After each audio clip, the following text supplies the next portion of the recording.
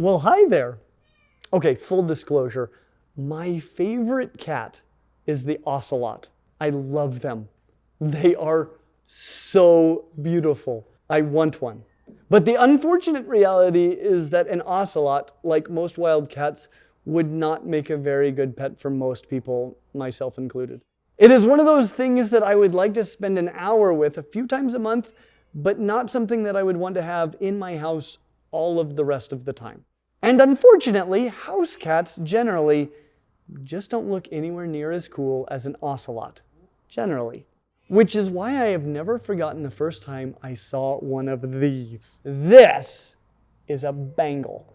And the Bengal is the coolest looking house cat in the world, at least if you ask me. I saw my first Bengal 20 years ago, and I've been obsessed with them ever since. These Bengals belong to Ryan and Rachel Kohler. A little while back, I stopped by their house to buy something from them, and I saw one of their Bengals. Obviously, that is all I wanted to talk about after that. And not only did they have a Bengal, but they also had this, a snow Bengal, and a litter of Bengal and snow Bengal kittens. I didn't even know there were Bengal morphs until this moment. I still think the standard Bengal is my favorite, but oh my gosh. How can a house cat be this cool? I mean, it looks like a wild cat, and there's a reason for that. Bengals are a hybrid. They are a hybrid between a house cat, which is only arguably a domesticated animal, and an Asian leopard cat, which nobody would argue is a domesticated animal. So is the Bengal a good pet, like a house cat, or is it a terrible pet, like a wild cat? And is the Bengal cat the best pet mammal for you? To help you sort this out, we have to score the Bengal based on our 5 categories, which are handleability, care, hardiness, availability, and upfront costs. Cats in general are funny when it comes to handleability. They are not consistently handleable. How much handling a cat will tolerate can vary dramatically from one individual to another and from 1 second to the next, even in the same cat. I love you, I love you, I love you, I'll kill you. These are common thoughts for cats. So I can't promise you that your Bengal will be easy to handle or difficult to handle, or that it will be easy to handle 5 seconds from now, even if it is being great right now. It's a cat, and they seem to be pretty normal for cats, maybe even a bit better tempered than many other breeds. They are also arguably hypoallergenic, though many would argue that there are no cats that are truly hypoallergenic.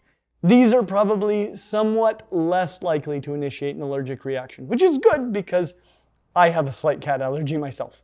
It has never been so bad that I don't play with the cat. I like cats, but I get a bit itchy and my eyes get red. So I'll let you know if I start to feel any symptoms with these cats. They do have the normal arsenal of cat weapons, namely teeth, razor-sharp claws, and incredible athleticism at their disposal. Don't underestimate your cat's ability to send you to urgent care. On the plus side, they can't voluntarily drop their tails.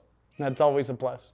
Cats are just like having an introverted little no-nonsense 2-year-old with an X-Acto knife and poor communication skills that lives in your house and expresses himself through occasional acts of violence when it comes to handling. But they are cute and soft, and some of them can enjoy a lot of love before they decide to slash their way to freedom. And so we give them a score of 3 out of 5 for handleability. Obviously, some are better and some are much, much worse. Bengals seem to be pretty good. When it comes to care, they're pretty much a typical cat, and we give them a 4 out of 5, just like other cats. The biggest differences are that they tend to be more athletic and perhaps a bit more active than most other cats. Give them non-destructive outlets for that energy and athleticism. They will need more interaction than most cats. Many very much enjoy playing fetch, which is a very cool cat ability that is very common for Bengals. They also shed less than many other cats. That isn't to say that they don't shed, just that they shed less. Otherwise, they're pretty typical when it comes to care. They will use a litter box, eat cat food, drink water, and generally be cats. Do keep them indoors. I think I made my point pretty clearly in our video on cats, but releasing your cat into nature is a horrendous idea, and these guys can be escape artists, so keep that in mind. Generally, it is terrible for the animals in your area and for the long-term survival of your cat. And when you have a cat as expensive as this one, it can be terrible for your pocketbook as well. This is a beautiful and majestic cat, but not so much from inside a coyote or under a car tire. Ma'am, I think I ran over your cat. Really? What did it look like? Oh, well, no, I mean before you hit it. Oh, sort of like, just keep it in the house. I'd like to take a moment just to say thank you to our patrons at Patreon that make so much possible for us here at Clint Reptiles. This is so exciting, and we are getting to do all kinds of new things, go to crazy places to see amazing animals, and just show you things that I never would have imagined we'd be able to do. And that is thanks to the support of those of you that already support us on Patreon. If you would like to see us do a video on ocelots in the future, we need to go to Texas, because Michelle knows people that have ocelots. So if this is an ocelot like an ocelot, but isn't ocelot enough for you, we need to go to Texas. Please consider supporting us on Patreon. When it comes to hardiness, we give the Bengal a score of 4 out of 5.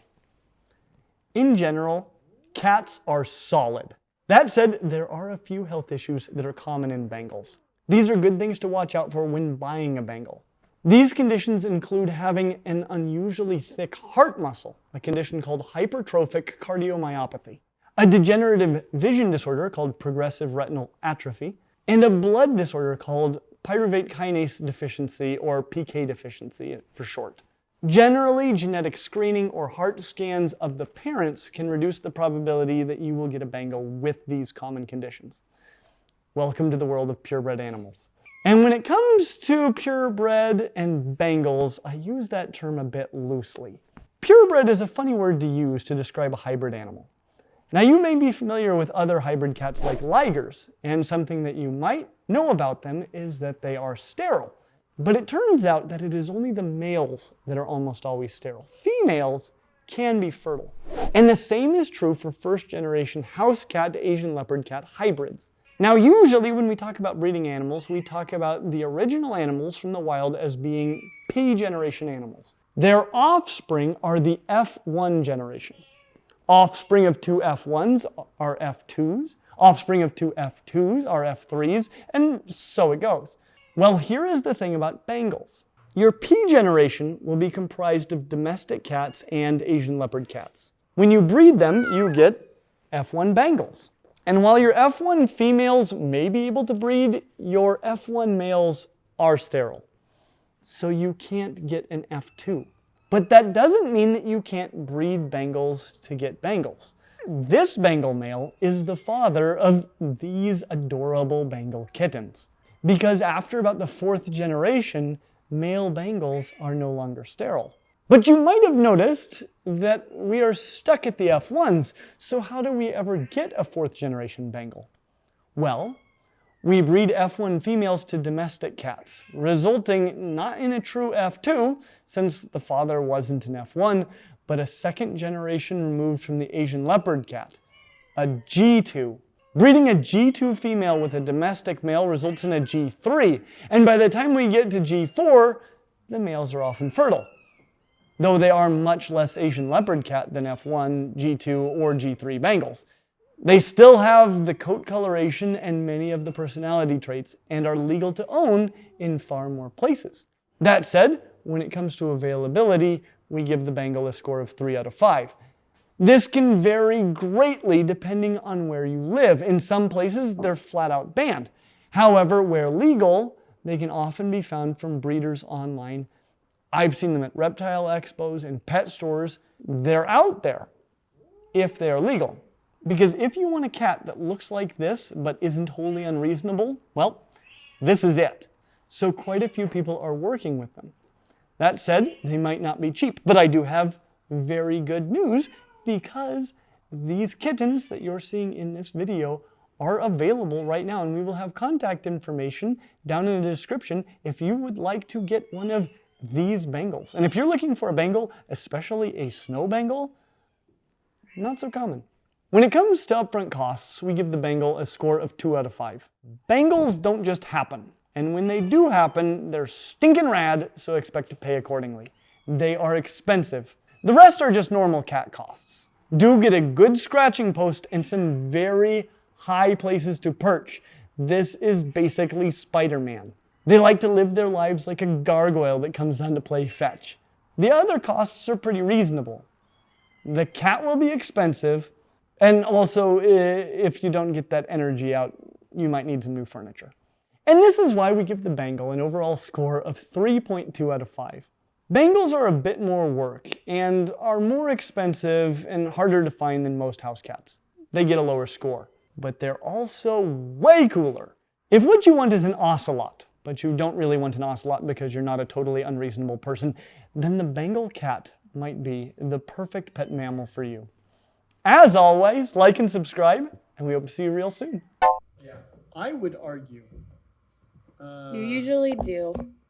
I'm trying to remember now. Just kidding, sorry. What My argument was. Yeah. I got one ready. Sorry. What were you discussing right before that? You're a good boy, aren't you, son? Oh, yeah. Thanks for being so patient. This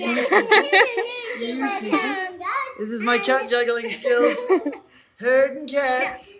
Come along now. Whoop. Gotcha. He's like, I'm just Oh, I going got away you all. from you. I got you all. I got a whole lot of you. Oh, you're very good at this game, though.